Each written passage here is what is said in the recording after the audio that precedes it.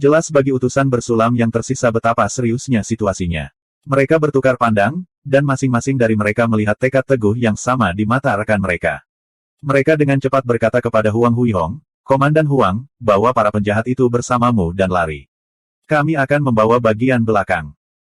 Huang Huihong mengerutkan kening, tetapi tidak mengajukan keberatan lain. Dia menganggukkan kepalanya dengan ekspresi serius. Dia tidak bisa mengatakan apa-apa sekarang, dan hanya bisa memberi isyarat dengan matanya. "Saudara, berhati-hatilah. Setiap utusan bersulam telah menjalani pelatihan yang kejam. Mereka tidak lagi peduli dengan kehidupan pribadi mereka sendiri. Mereka menghargai pemenuhan misi kaisar di atas segalanya. Itulah sebabnya tidak ada anggota utusan bordir yang tersisa yang menunjukkan sedikit pun keraguan, begitu pula dengan Huang Huihong. Dia melompat ke dalam tindakan untuk melaksanakan rencana segera. Dia melemparkan semua tawanan ke dalam kereta tertutup. Mengambil kendali, dia pergi dengan kecepatan yang sembrono. Para elf gelap segera mencoba mengejar, tetapi mereka dihadang oleh 3 utusan bersulam yang tetap tinggal. Meskipun Dark Elf memiliki kekuatan bertarung yang lebih besar, setiap anggota utusan bordir adalah seorang ahli yang telah menjalani pelatihan ketat. Mereka telah memutuskan untuk menjadikan sepetak tanah ini sebagai tempat peristirahatan terakhir mereka. Tanpa rasa takut akan kematian untuk menahan mereka, sulit bagi para Dark Elf untuk segera menembus pertahanan mereka. Pemimpin Dark Elf itu menatap sesepuh ras naga dengan marah. "Kenapa kamu tidak menghentikan mereka?" Naga tua-tua itu berkata dengan acuh tak acuh, "Saya hanya bertugas menangani dekrit kekaisaran utusan bordir. Saya sudah menyelesaikan tugas ini, sisanya terserah Anda." Petik 2. Dengan itu, dia berbalik dan pergi. Meskipun kiprahnya lambat, hanya butuh beberapa langkah agar sosoknya menghilang ke kedalaman hutan. Pemimpin Dark Elf memiliki ekspresi mengerikan di wajahnya, tapi dia tidak berani memprovokasi tetua itu. Dia meredam amarahnya dan menyerang ketiga utusan bersulam itu. 3 utusan bersulam itu kalah jumlah. Fakta bahwa mereka bertahan sampai sekarang adalah keajaiban tersendiri. Tubuh mereka sudah berlumuran darah. Pemimpin Dark Elf mengeluarkan dengusan dingin. Dia berlari ke depan, meninggalkan bayangan di belakang sementara tubuh aslinya menjadi transparan. Garis miring terang melintas di sekelilingnya. Ketika dia muncul kembali, ketiga utusan bersulam itu dipenuhi luka mematikan, darah memancar keluar dari tubuh mereka. Mayat mereka jatuh dengan keras ke tanah. Setelah mereka, pemimpin Dark Elf tidak repot-repot menatap mayat-mayat itu untuk kedua kalinya. Dia memimpin bawahannya ke arah di mana Huang Huihong menghilang, memulai pengejaran tanpa henti. Sementara itu, di dalam kereta yang melaju kencang itu, Zuan tidak bisa menahan diri untuk tidak membuka pintu kereta untuk melontarkan komentar sinis. "Kalian benar-benar perlu melakukan sesuatu tentang betapa lambatnya upacara dekrit kekaisaran Anda.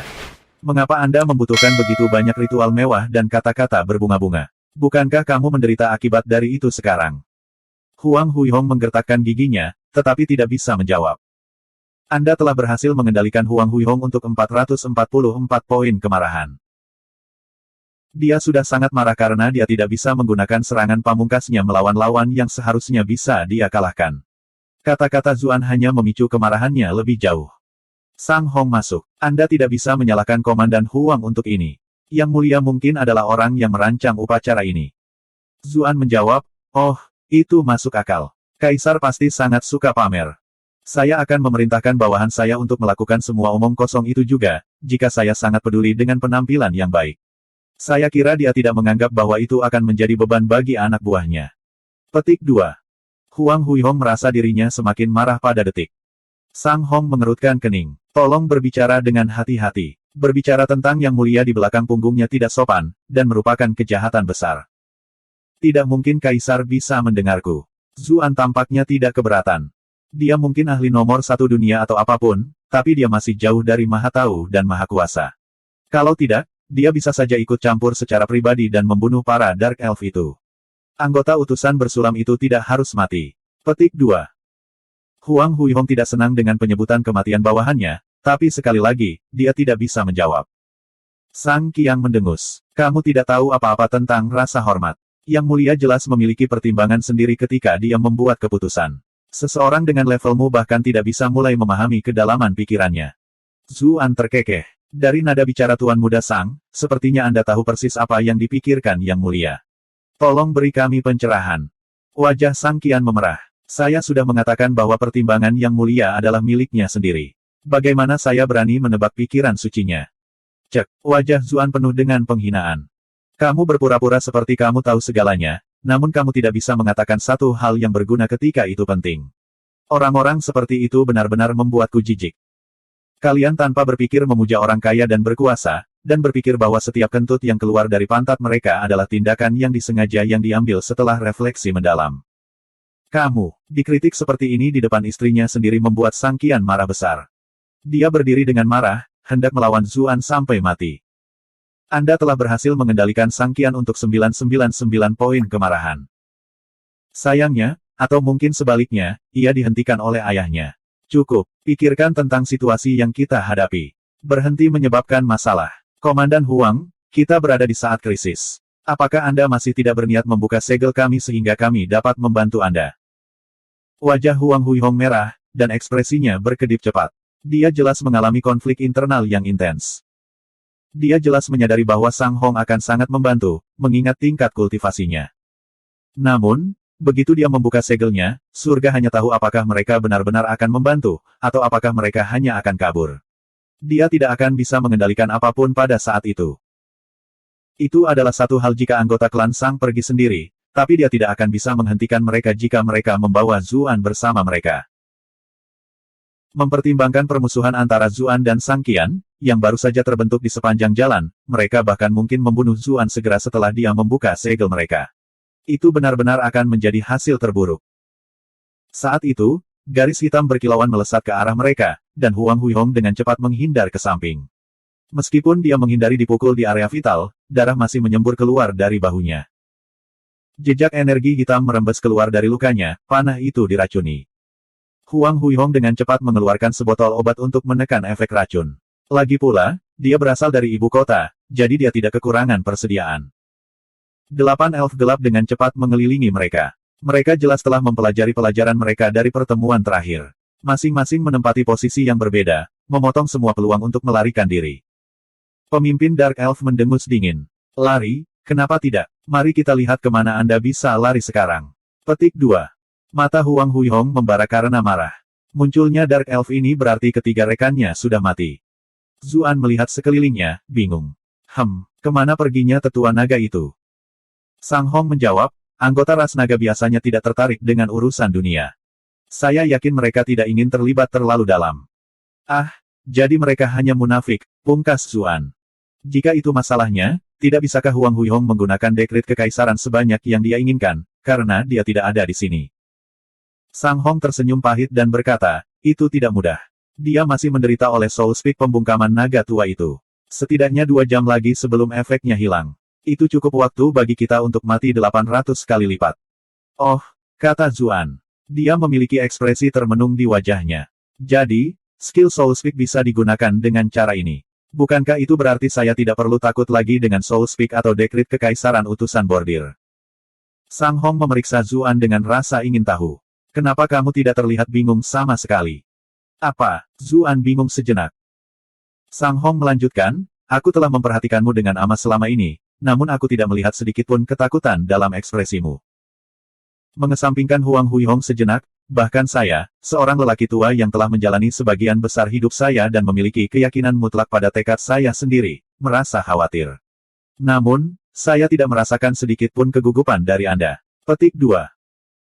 Zheng Dan, Sang Qian, dan bahkan Huang Huihong mengamatinya dengan rasa ingin tahu ketika mereka mendengar ini. Zuan tertawa. Ini dikenal memiliki temperamen protagonis, oke. Bahkan gunung bisa runtuh, namun saya akan selalu tetap tidak terpengaruh. Maaf, tapi ini bukan sesuatu yang bisa kalian pelajari. Sang Hong dan yang lainnya menatapnya, mulutnya sedikit terbuka. Dark Elf jelas tidak ingin membuang waktu lagi. Pemimpin mereka memerintahkan dengan suara rendah, bunuh semua orang selain Zuan. Oh, jaga agar wanita itu tetap hidup juga. Petik 2. Zheng Dan cantik, terutama dalam gaun pengantinnya yang menakjubkan. Bahkan Dark Elf ini pun tergoda. Gadis cantik seperti itu pasti akan menyenangkan untuk diajak bermain. Begitu mereka merasa cukup, mereka bisa menjualnya dengan harga yang pantas. Meskipun Zheng Dan tidak tahu apa yang mereka pikirkan, tatapan mereka membuatnya merasa sangat tidak nyaman, dan dia bersandar pada Zuan tanpa sadar.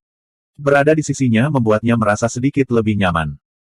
Meskipun gerakannya kecil, mereka tidak luput dari perhatian Sang Hong. Alisnya menyatu membentuk kerutan. Sang Qian tetap diam. Saya menyamar sebagai Zuan sekarang, jadi saya seharusnya tidak berada dalam bahaya kematian. Sepertinya Zheng Dan akan bertahan juga. Yang perlu saya lakukan adalah menunggu adik kecil untuk menyelamatkan kita. Kemudian lagi, apakah adik kecil cukup kuat untuk mengalahkan para Dark Elf ini? Huang Huihong tahu bahwa mereka dalam bahaya kritis, dan baru saja akan membuka segel Sang Hong, ketika tiba-tiba, suara manis dan genit dan perempuan datang dari atas. Aku tidak berharap itu menjadi begitu hidup di sini. Bab 462, 8 Soliter. Huang Huihong membeku ketika mendengar suara itu. Dia memutuskan untuk melihat bagaimana situasi ini akan terjadi terlebih dahulu. Jantung Zuan berdetak kencang. Suara itu sangat familiar. Apakah ini benar-benar yang saya pikirkan? Sang Qian sudah sangat bersemangat sehingga dia bergegas ke jendela. Dia menatap sosok yang perlahan turun di atas. Nyonya Qiu. Itu benar-benar Nona Qiu yang glamor. Bulu matanya sederhana dan elegan, membingkai mata berkabut dan indah. Bibirnya yang lembut dan lembab seolah-olah telah dicium oleh tetesan embun yang berkilauan, menarik semua orang yang melihatnya.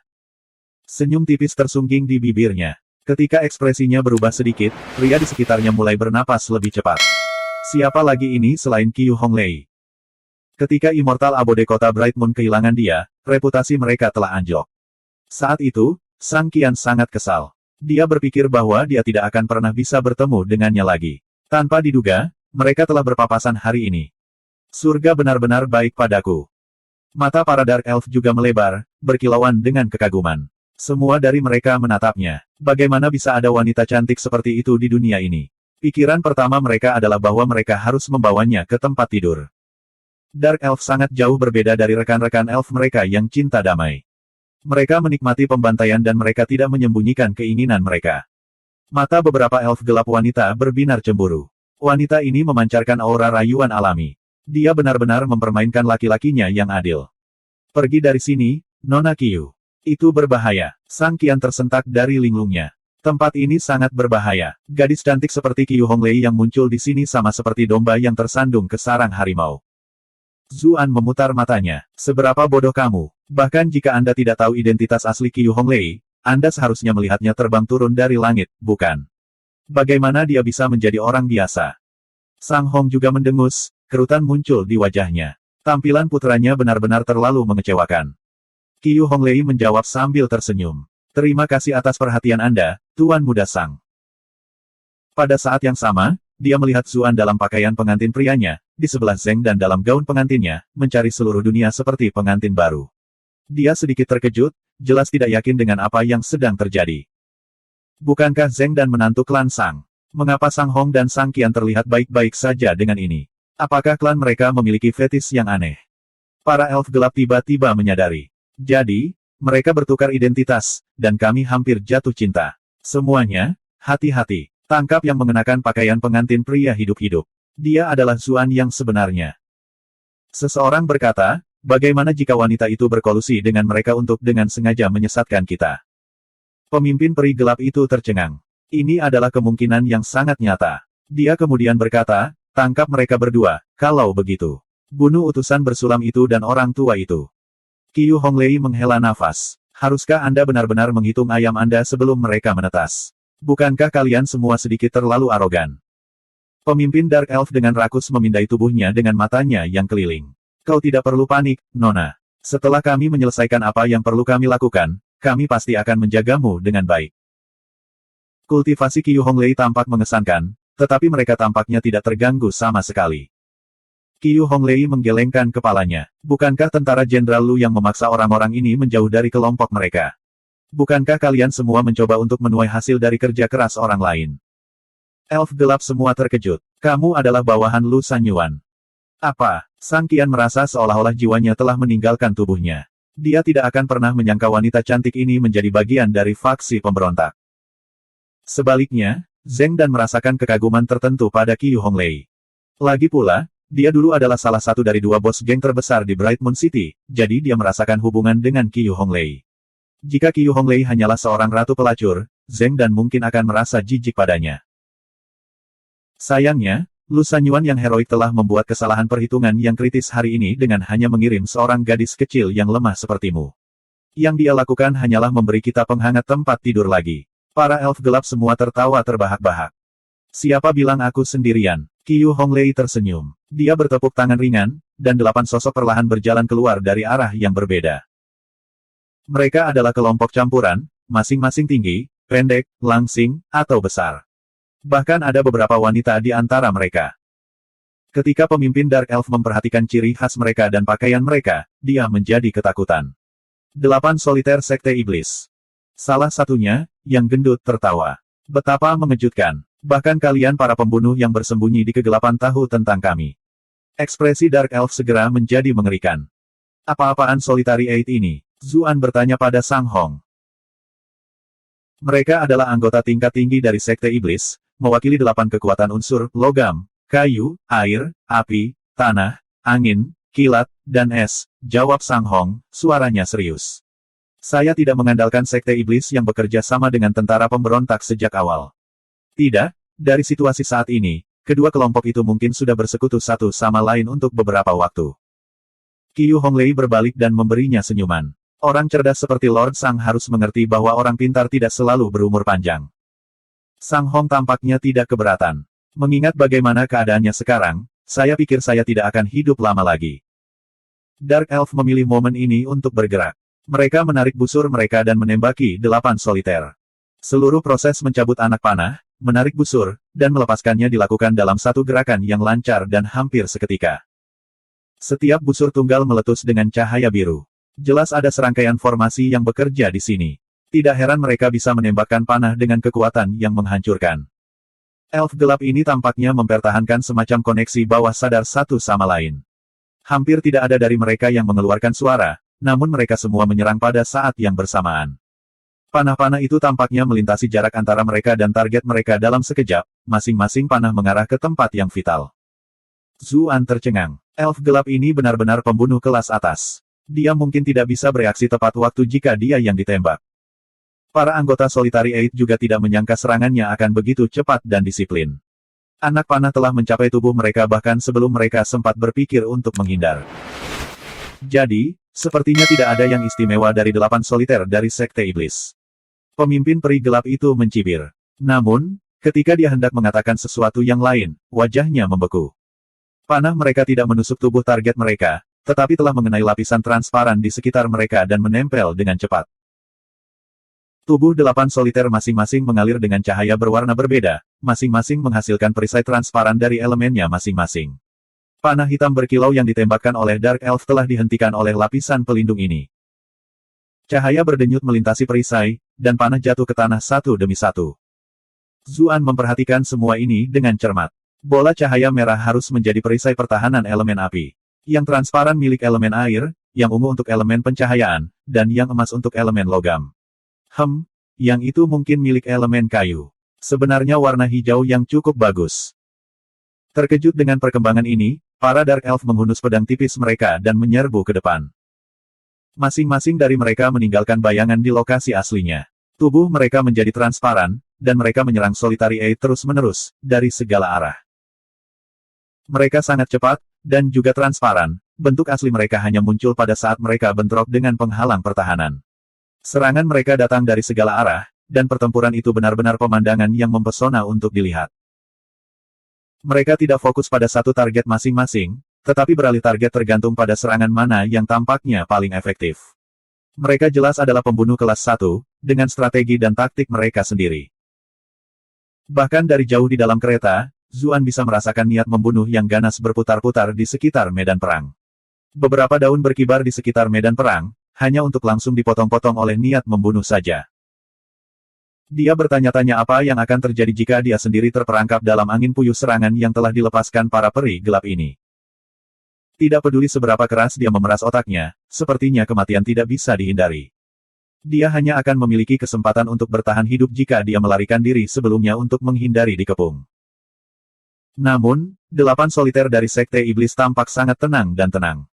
Mereka berdiri diam tanpa menghindar, menghadapi serangan secara langsung. Penghalang pertahanan di sekitar mereka berkedip tetapi tidak pecah, tidak peduli seberapa ganas elf gelap itu menyerang. Mata Zuan melebar. Bukankah mereka pada dasarnya tak terkalahkan dengan penghalang itu? Bab 463, Penghitungan dan Sinergi. Zuan menyaksikan pertempuran berlanjut. Tidak peduli seberapa menakjubkan dan rumit serangan Dark Elf itu, Solitary Eight tetap sama sekali tidak terpengaruh di bawah lapisan pelindung mereka, sama sekali tidak terpengaruh oleh serangan gencar. Para elf gelap itu melanjutkan serangan ganas mereka, namun pertahanan mereka tampaknya tidak mengalami kerusakan.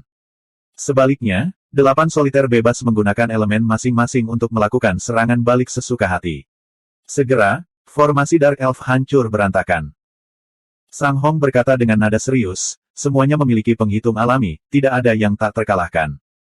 Misalnya, jika perisai elemen dari Solitary Eight menjadi sasaran serangan dari elemen lawan yang melawannya, serangan itu akan jauh lebih efektif. Zuan mengingat kembali beberapa kuliah tentang teori ini di akademi. Air melawan api, api melawan logam, logam melawan kayu, kayu melawan tanah, bumi melawan air. Selain itu, kayu juga melawan angin, sementara bumi melawan petir, api melawan es. Unsur-unsur ini tidak hanya memiliki interaksi yang berlawanan. Ada banyak dengan sifat sinergis. Ketika digunakan bersama-sama, mereka bisa menghasilkan kekuatan yang jauh lebih besar daripada satu elemen saja. Seolah-olah kata-kata Sang Hong telah memicu sesuatu di elf gelap. Mereka mengubah strategi mereka, dan mulai menyerang target yang mereka lawan lebih kuat. Dalam beberapa saat, 8 soliter juga mulai goyah. Armor elemen dari pembudidaya elemen kayu adalah yang pertama ditembus, dan segera, beberapa pertahanan mereka juga gagal. Bahkan Qiu Honglei harus turun tangan untuk membantu mereka. Terlepas dari kekacauan yang tiba-tiba ini, Sekte Iblis perlahan-lahan kembali unggul. Bagaimanapun, mereka semua ahli di bidangnya masing-masing. Bahkan tanpa perisai pelindung mereka, mereka masih memiliki kekuatan yang luar biasa. Namun, aura tak terkalahkan mereka telah hancur. Zuan tiba-tiba mengerti mengapa Akademi menekankan bahwa para pembudidaya peringkat 6 dan lebih tinggi dengan mudah membajak mereka yang berpangkat lebih rendah. Kultivator peringkat ke-6 akan membangunkan armor elemen mereka masing-masing. Dalam kebanyakan kasus, armor elemen ini hanya bisa dihancurkan oleh elemen yang melawannya. Seorang kultivator berperingkat lebih rendah tidak akan pernah bisa melawan seseorang seperti itu jika serangannya tidak bisa menembus pertahanan lawannya, tidak peduli seberapa keras dia mencoba. Bahkan jika seseorang cukup beruntung untuk menggunakan elemen yang melawan kultivator peringkat 6 itu, dia hanya akan mampu menembus armor elemen mereka. Kepadatan ki dan peringkat kultivasi mereka masih akan lebih tinggi dari miliknya sendiri, sehingga masih menghasilkan kerugian. Hanya di peringkat ke-6 seseorang bisa perlahan-lahan mengurangi armor elemental lawan mereka, mengingat tingkat kultivasi dan kepadatan ki yang sama. Kemudian, itu akan menjadi kontes perbedaan kultivasi dan kekuatan praktis. Pikiran lain muncul pada Zuan. Tidakkah kamu bisa melawan banyak pembudidaya jika kamu bisa secara bersamaan membangunkan banyak elemen? Protagonis dari novel web yang dia baca semuanya terampil dalam setiap elemen. Menggunakan 2 elemen tidak dianggap spesial sama sekali. Suara mengejek Sang Qian terdengar sebelum Sang Hong bisa menjawab.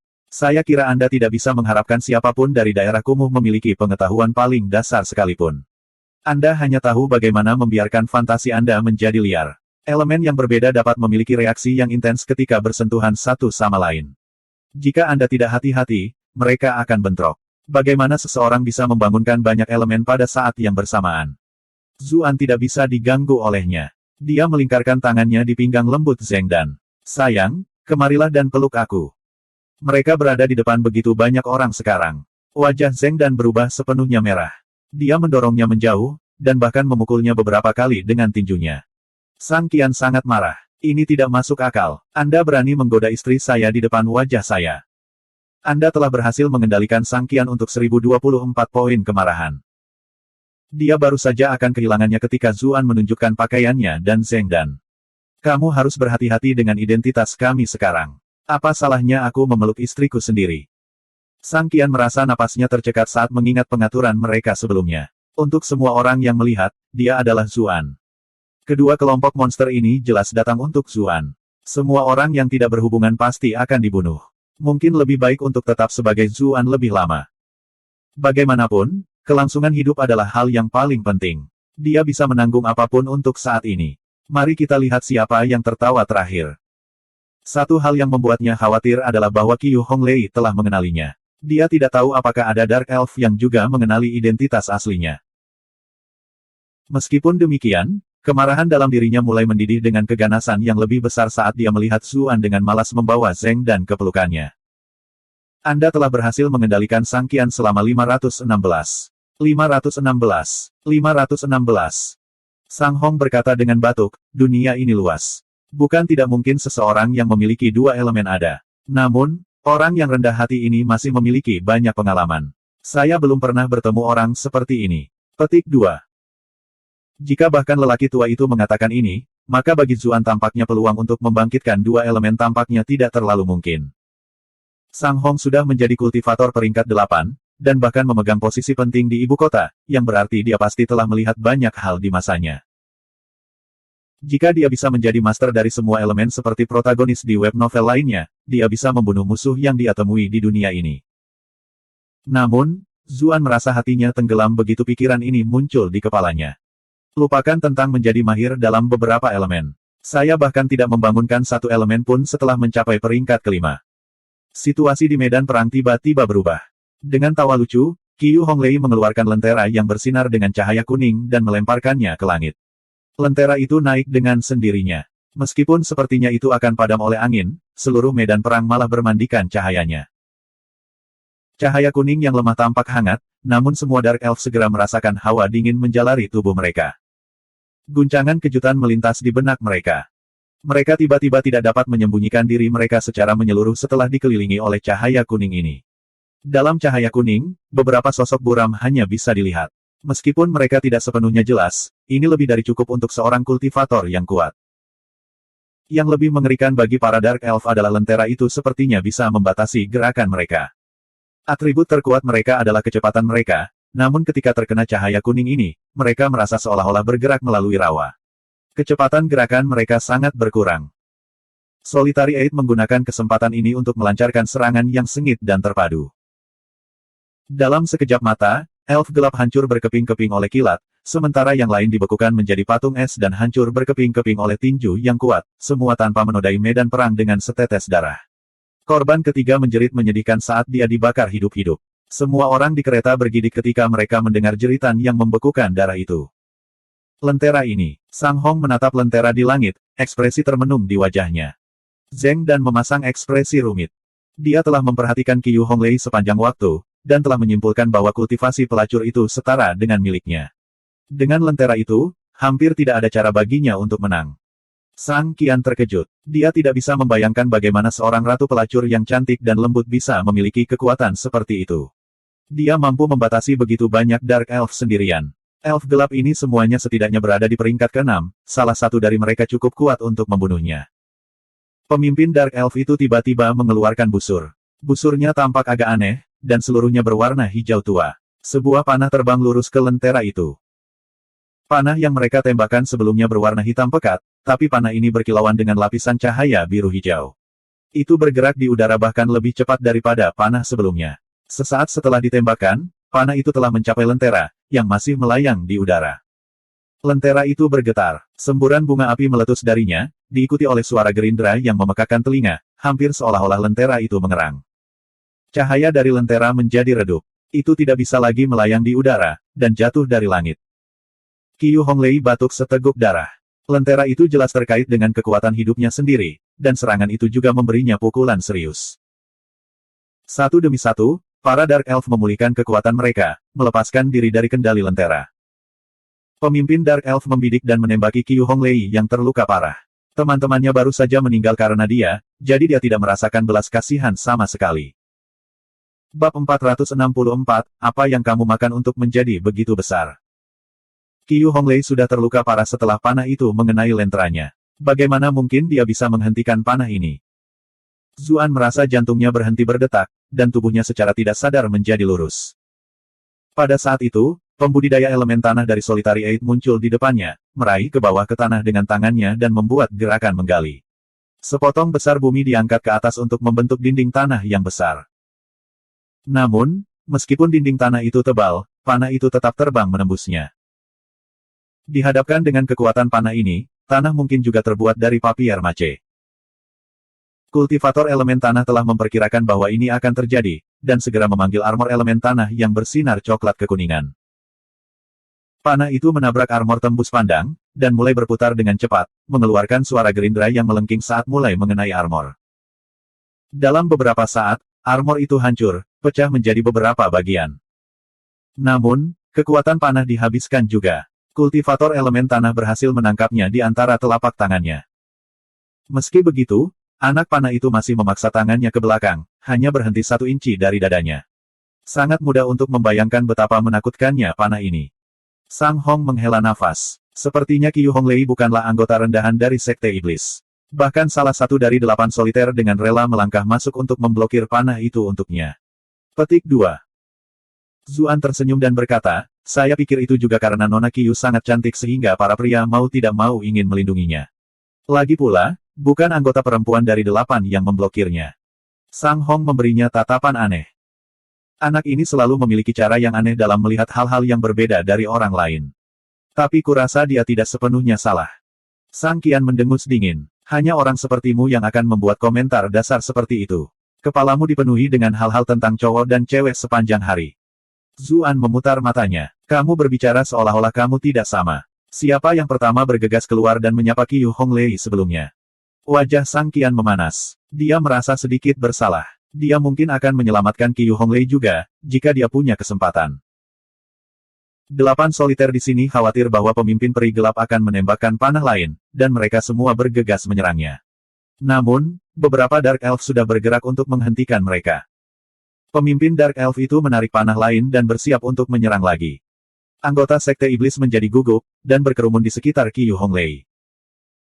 Dia dianggap sebagai Santo Sekte, dan dalam hal status, dia adalah yang kedua setelah Master Sekte. Mereka semua akan menemui akhir yang mengerikan jika sesuatu terjadi padanya. Tanpa diduga, pemimpin Dark Elf memilih untuk tidak membidik Qiu Honglei, tetapi mengganti target, menembakkan panah langsung ke kereta. Kultivasi semua orang di dalam kereta telah disegel, membuat mereka tidak berbeda dari orang biasa.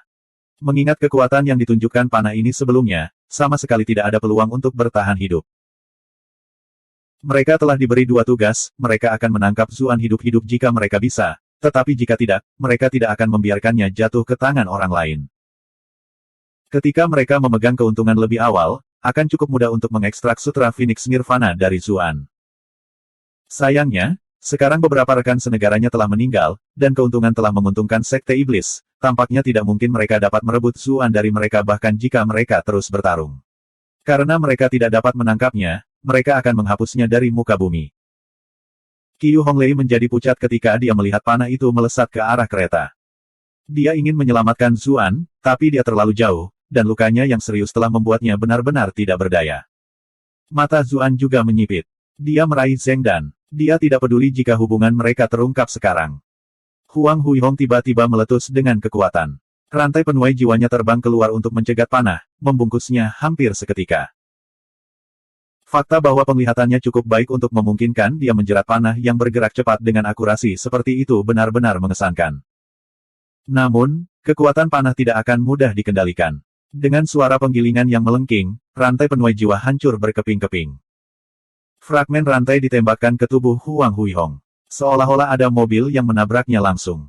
Darah menyembur keluar dari mulutnya. Dia jatuh ke tanah, menyaksikan tanpa daya saat panah terus menuju kereta. Tiba-tiba, api hitam melonjak ke sekeliling, membentuk dinding api di depan kereta dan menghalangi panah yang bergerak cepat. Panah itu masih membawa kekuatan yang ganas, berputar dengan kecepatan yang sangat tinggi dalam upaya untuk menembus dinding api. Namun, api hitam ini jelas istimewa. Untaian api melilit panah, membungkusnya lapis demi lapis, jelas menyebabkan panah meleleh. Api macam apa ini? Mereka sangat kuat. Mata semua orang di medan perang melebar kaget, terutama pembudidaya api dari Sekte Iblis. Dia tahu bahwa api yang dia gunakan tidak memiliki peluang untuk melelehkan panah itu. Tingkat nyala api ini jelas jauh di atas miliknya. Sosok cantik mendarat di depan kereta. Pakaian ketatnya hanya berfungsi untuk lebih menekankan sosoknya yang mempesona. Semua mata tidak bisa membantu tetapi mengembara ke arah dadanya.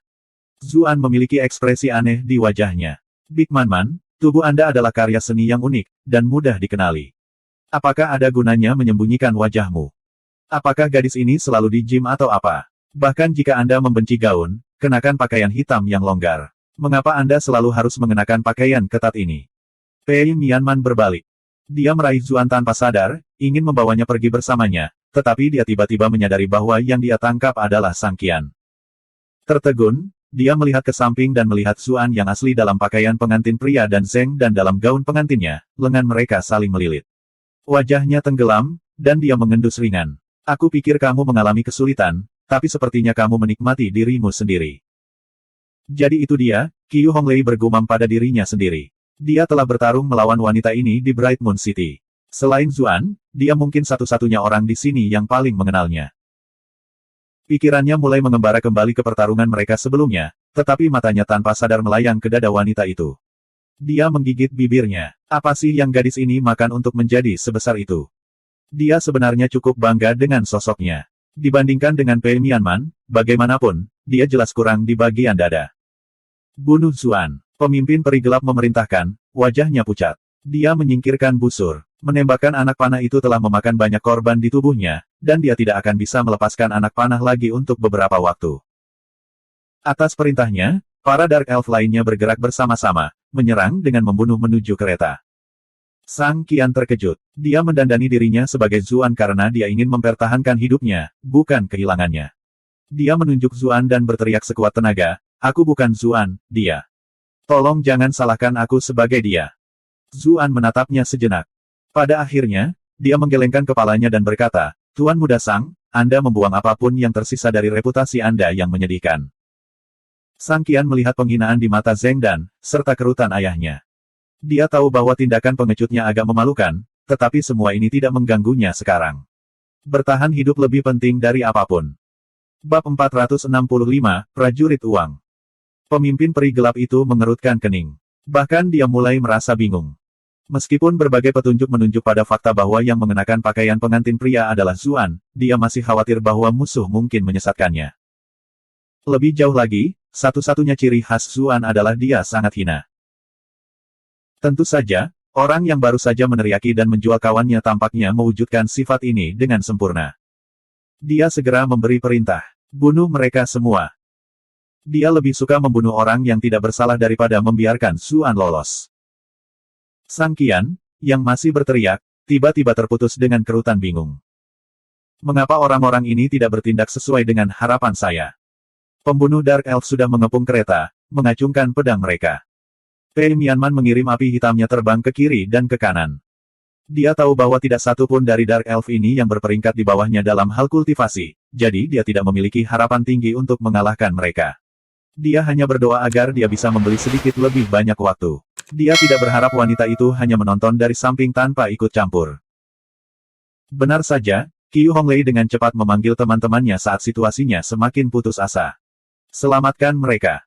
8 soliter memahami tujuan misi mereka. Master Sekte dengan jelas mengatakan bahwa dia harus mendapatkan Zuan apapun yang terjadi. Bagaimana mereka bisa membiarkan musuh membunuhnya? Pembudidaya elemen bumi, yang memiliki pertahanan terkuat, tetap di belakang untuk melindungi Qiu Honglei, sementara yang lain semua bergegas menuju kereta. Pemimpin Dark Elf itu kelelahan, tapi dia tidak punya pilihan selain menarik senjatanya dan bergabung kembali. Bagaimanapun, kedua belah pihak ingin mencapai tujuan mereka secepat mungkin. Itu sebabnya tidak ada yang menahan. Keterampilan dilepaskan satu demi satu, para pejuang bertarung dengan ceroboh, bertukar luka demi luka. Zuan mengamati medan perang dengan cermat. Dia mengkhawatirkan keselamatan Pei Mianman, karena tingkat kultivasinya, secara teori, adalah yang terendah dari semua petarung. Hanya api hitamnya yang luar biasa yang memungkinkannya bertahan melawan para ahli ini begitu lama. Sang Hong menghela nafas. Anak-anak muda saat ini benar-benar semakin kuat. Dia sangat muda, dan juga seorang wanita, namun dia telah mencapai peringkat ke-6. Tingkat bakat ini benar-benar langka. Petik 2. Peringkat ke-6. Zuan tahu bahwa dia sedang membicarakan Pei Mianman. Setelah diperiksa lebih dekat, dia menyadari bahwa memang ada lapisan armor elemen yang terbuat dari api hitam yang membungkus tubuhnya, tanda dari ahli peringkat ke-6. Tidak heran dia bisa bertahan begitu lama melawan begitu banyak lawan yang kuat. Sepertinya dia telah menyembunyikan kekuatan aslinya selama ini. Zuan mendecakkan lidahnya. Ada apa dengan dunia ini? Mengapa ada begitu banyak hiu kolam? Saya mungkin harus sedikit mengurangi kesombongan saya di masa depan, atau saya mungkin akan mengacaukan diri saya sendiri. Saat dia menghela nafas, kereta tiba-tiba tersentak. Semua orang di kereta kehilangan pijakan dan jatuh, dan Zuan langsung jatuh ke pelukan Zheng Dan. Begitu lembut luar biasa. Sayangnya, dia tidak punya waktu untuk sepenuhnya menghargai ini sekarang. Dia berbalik dan melihat bahwa Huang Huihong yang terluka parah telah mengambil kesempatan ini untuk melompat ke depan kereta, dan mengendarainya lebih dalam ke pegunungan. Baik elf gelap dan pejuang sekte iblis memperhatikan perkembangan mendadak ini. Mereka semua ingin mengejar kereta, tetapi mereka saling terjerat dan tidak bisa segera melepaskan diri. Pei Mianman ingin mengejar mereka juga, tetapi kedua belah pihak menghentikannya untuk menggeliat. Jelas bahwa tidak ada pihak yang ingin memberinya kesempatan untuk mendapatkan Zuan. Zuan dan yang lainnya berada di dalam kereta yang dulunya milik Liu Yao. Kereta ini telah direnovasi secara khusus, ditarik oleh kuda-kuda halus dengan stamina yang luar biasa. Roda kereta semuanya telah diukir dengan formasi elemen angin, yang tidak hanya membuatnya ringan, tetapi juga meningkatkan kecepatannya secara signifikan. Huang Huihong mengandalkan sifat-sifat ini untuk berhasil melarikan diri dari medan perang, dan mereka dengan cepat menghilang ke dalam hutan. Setelah melaju dengan kecepatan sangat tinggi untuk waktu yang cukup lama, Huang Huihong berbalik, dan menghela nafas lega ketika dia melihat tidak ada yang mengejar mereka. Namun, begitu dia santai, sedikit energi terakhir yang membuatnya terus mengalir keluar darinya. Tidak dapat bertahan lebih jauh, dia jatuh dari kereta. Zuan meraih kendali untuk menghentikan kereta. Dia memandang Huang Huihong, yang terbaring di tanah di dekatnya, dan berkata, sejujurnya saya tidak mengerti cara Anda berpikir. Tidak bisakah kamu membiarkan orang-orang dari sekte iblis itu menangkapku? Anda bisa mengumpulkan beberapa ahli nanti dan menyelamatkan saya. Itu akan jauh lebih baik, dibandingkan dengan keadaan menyedihkan yang kamu alami saat ini. Sejujurnya, membiarkan Qiu Honglei atau pria bertubuh besar itu mengusirnya bukanlah pilihan yang buruk. Itu lebih baik daripada mencoba bertahan hidup di hutan belantara dengan pria ini sebagai teman. Dia tahu bahwa binatang buas yang berbahaya dan ganas mengintai di setiap sudut hutan belantara ini. Sekelompok dari mereka memiliki kultivasi mereka yang disegel, dan satu-satunya pembudidaya mereka terluka parah.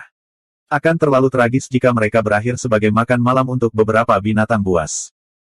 Huang Huihong menatapnya tanpa berbicara. Kau masih bisu. Zuan mengejeknya ketika dia melihat ekspresinya. Kalian para utusan bersulam yang selalu mondar-mandir seolah-olah kalian adalah barang keren, bertindak seolah-olah kalian mewakili putra surga sendiri dan semua omong kosong itu.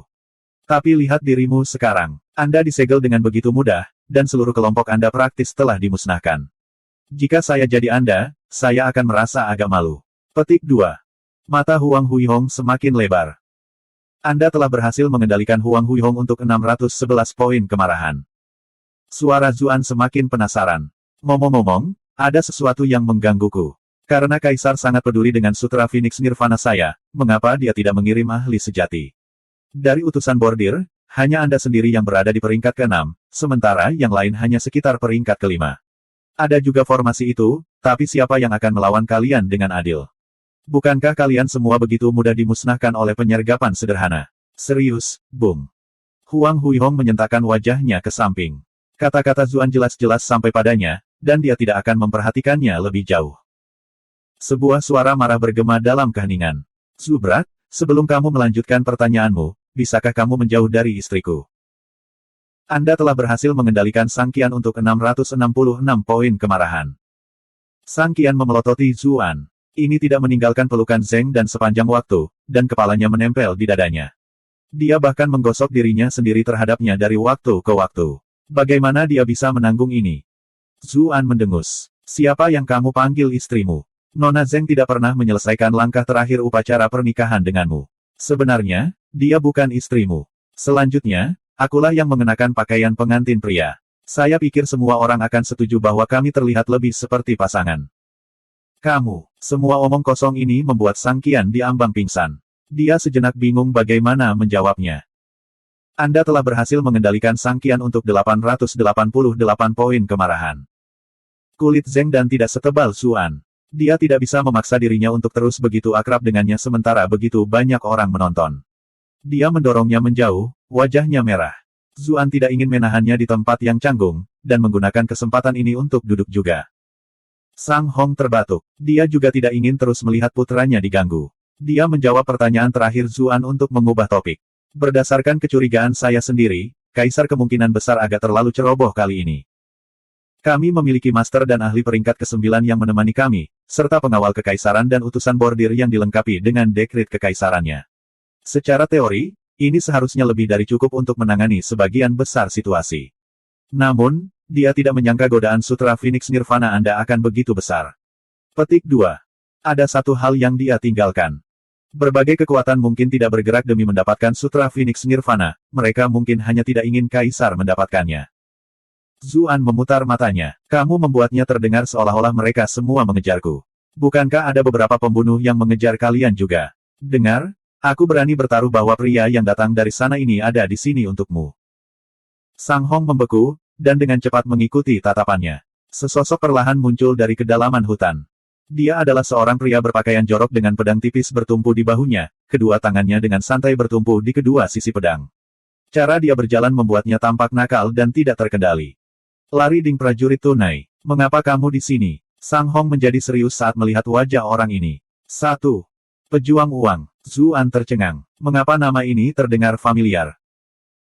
Sang Hong berkata dengan serius, dia adalah pembunuh bayaran yang sangat terkenal dari dunia bawah tanah, yang akan menerima pukulan apapun demi uang. Dia bahkan akan membunuh teman dan keluarganya sendiri, selama Anda punya cukup uang. Semua orang memanggilnya Cash Warrior karena dia menagih lebih dari teman-temannya yang lain, dan dia dapat menaikkan bayarannya kapan saja. Namun, dia memiliki tingkat kultivasi yang sangat tinggi, dan dia akan selalu menyelesaikan misinya, terlepas dari betapa sulitnya itu. Oleh karena itu, semua orang bersedia membayar biayanya yang lebih tinggi. Petik 2.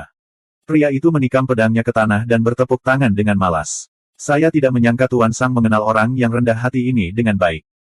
Saya mulai curiga bahwa Anda tidak pernah bekerja untuk Kementerian Pertanian sama sekali, tetapi malah bertugas di Kementerian Kehakiman. Sang Qian telah mendengar tentang pria ini juga. Dia telah mendidih karena marah beberapa detik yang lalu, tetapi sekarang, dia tidak bisa menahan diri untuk mundur. Dia bahkan sedikit gemetar. Zuan mengerutkan kening ketika dia menyadari betapa anehnya dia bertindak. Jika Sang Qian yang biasanya sombong dan arogan direduksi menjadi ini, orang ini kemungkinan besar akan menjadi masalah. Sang Hong bertanya, dengan hormat, saya ingin tahu siapa yang ingin Anda bunuh. Apakah itu Zuan, atau apakah Anda di sini untuk putra saya dan saya? Bibir pria jorok itu menyeringai, memperlihatkan seteguk gigi seputih salju yang sama sekali tidak cocok dengan penampilan luarnya. Seseorang membayar sejumlah uang untuk nyawamu dan putramu, tapi... Dia berhenti dan menatap Zuan. Aku juga cukup tertarik dengan orang itu. Aku akan berbicara dengannya setelah menghabisi kalian berdua. Dengan cara ini, saya bahkan tidak perlu meminta uang ekstra.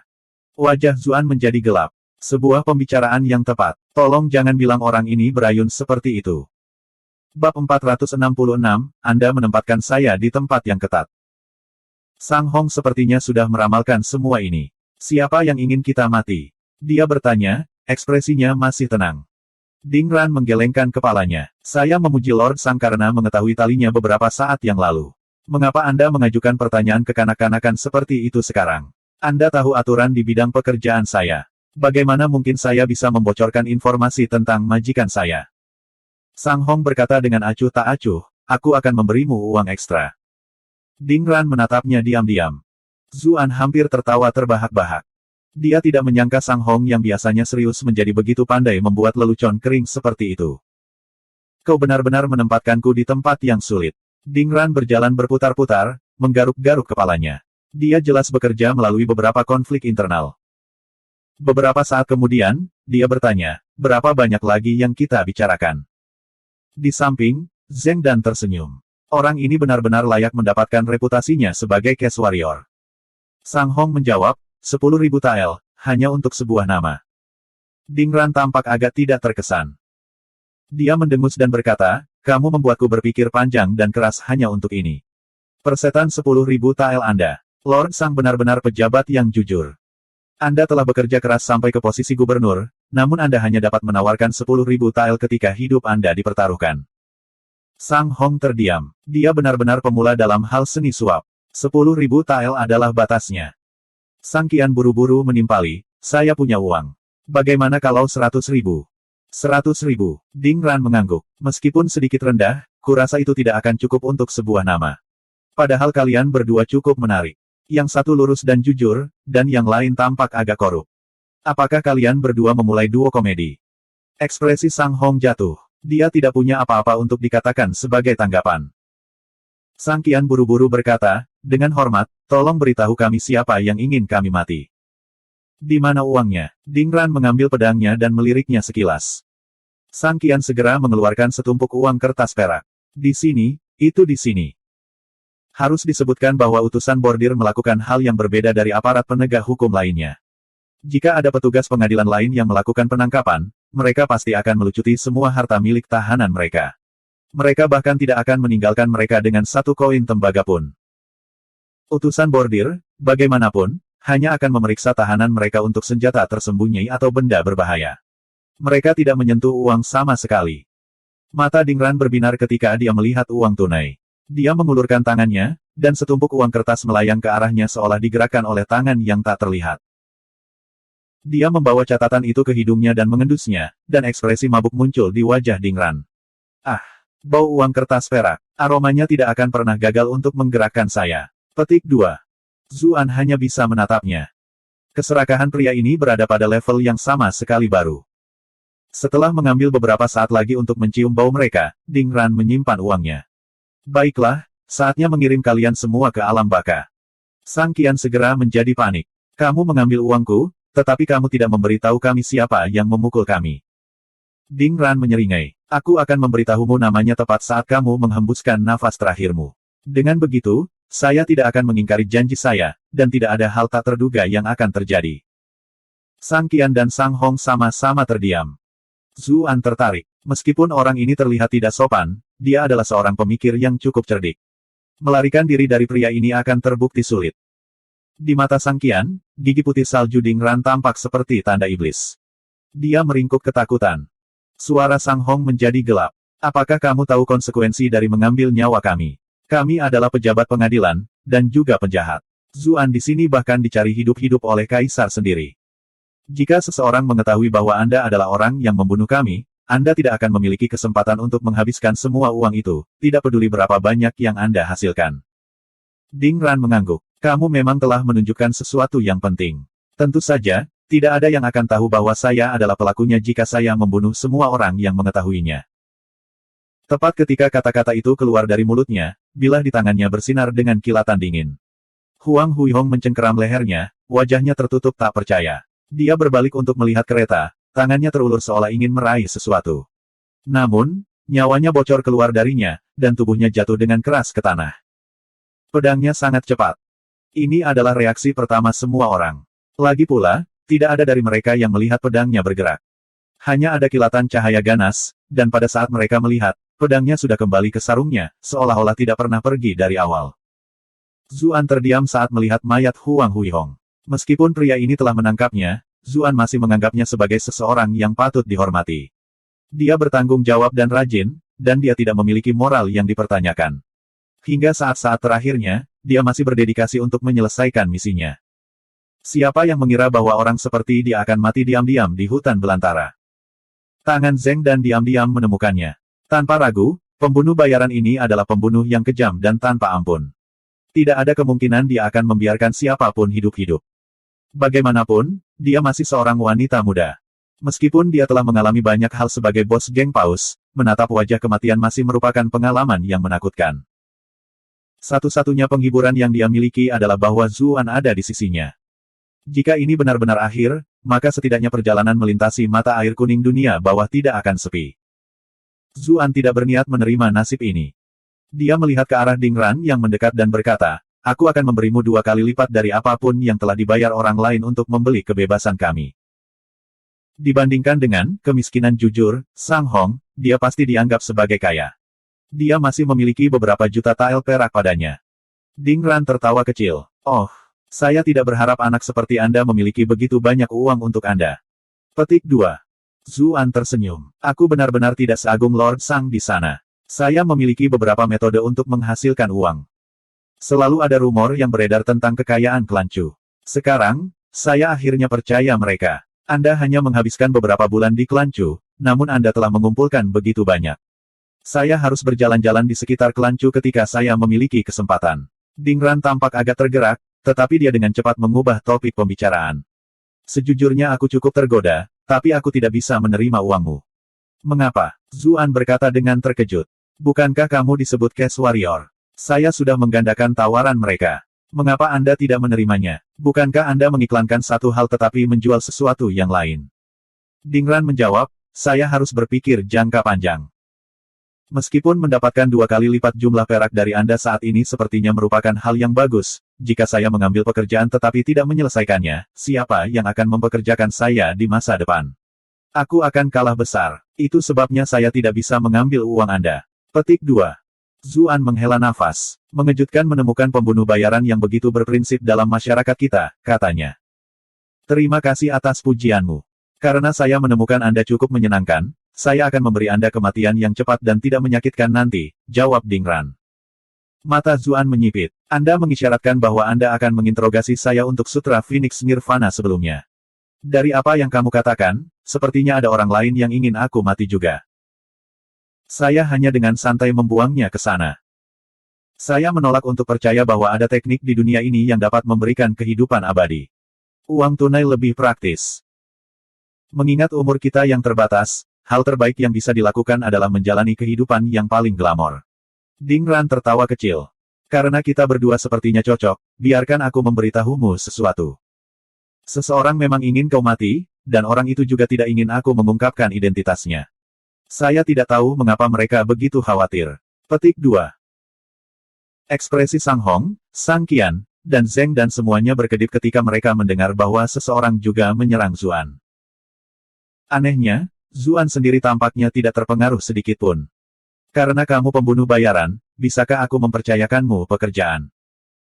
Mempercayakan saya dengan pekerjaan. Ding Ran tercengang. Target saya selalu memohon untuk hidup mereka atau menangis tersedu-sedu. Bertemu seseorang sepertimu yang ingin membantuku dalam bisnisku adalah pemandangan yang sangat langka. Memang, saya seorang pembunuh bayaran. Jika Anda mampu membayar tarif saya, maka tentu saja Anda dapat mempercayakan pekerjaan kepada saya. Petik 2. Itu bagus untuk diketahui, kata Zuan. Berapa harga yang kamu bayar untuk sebuah pukulan? Ding Ran tertawa kecil. Itu sulit untuk dikatakan. Target yang berbeda memiliki tingkat kultivasi dan status sosial yang berbeda, dan harganya jelas akan berbeda, menurut masing-masing individu. Tentu saja, saya tidak akan melakukannya dengan murah, tidak peduli seberapa jelek targetnya. Lagi pula, siapapun yang layak menjadi targetku bukanlah pekerjaan yang mudah. Kalau begitu, aku akan menyusahkanmu untuk membunuh orang yang memukulku, kata Zuan. Mata Ding Ran menyipit. Jadi itulah yang ada dalam pikiranmu, nak. Aku takut aku. Aku akan memberimu ekstra, Zuan melanjutkan dengan tenang. Aku akan membayarmu 2 kali lipat dari apapun yang dibayar orang itu untuk mengirimmu mengejarku. Ding Ran ragu-ragu. Kamu benar-benar menempatkanku di tempat yang cukup di sini. 3 kali lipat, Zuan melanjutkan tanpa gentar. Mata Ding Ran berbinar. Baik, sepakat. Sang Qian benar-benar terpana. Omong kosong semacam ini baik-baik saja. Seperti yang diharapkan, otak bocah ini bekerja dengan cepat. Mungkin lebih baik jika saya tidak memusuhi dia di masa depan. Aku bahkan mungkin tidak bisa melewati hari ini. Apa gunanya memikirkan ini sekarang? Bab 467, Lagu Pedang yang Dipukul. Ding Ran tiba-tiba menatap Zuan dengan tatapan tajam. Bagaimana saya bisa yakin bahwa Anda memiliki uang sebanyak itu? Anda akan mati juga, jadi saya hanya ingin uang apapun yang dapat Anda batukan sekarang. Jangan suruh aku berlarian mencari simpanan rahasiamu. Saya tidak ingin berakhir tersandung ke dalam perangkap apapun. Petik 2. Jelas bahwa dia pernah mengalami hal seperti itu di masa lalu, yang membuatnya jauh lebih berhati-hati. Saya punya uang, tetapi saya hanya akan memberikannya kepada Anda nanti. Dengan begitu, saya setidaknya bisa hidup sedikit lebih lama, kata Zuan sambil tertawa. Ding Ran menggelengkan kepalanya. Percayalah kepadaku. Terkadang, hidup terlalu lama belum tentu lebih baik daripada langsung meninggal. Saya lebih baik tetap hidup, jawab Zuan. Seperti yang Anda inginkan. Aku akan membunuh mereka terlebih dahulu dan meninggalkanmu untuk yang terakhir. Ding Ran berbalik ke arah Sang Hong dan yang lainnya. Maaf, Tuan Sang. Kemudian, dengan secercah cahaya, gelombang energi pedang membelah ayah dan anak itu. Sang Hong tiba-tiba beraksi. Dia mengambil rantai besi di tangannya dan bergerak maju untuk menghadapi serangan ini.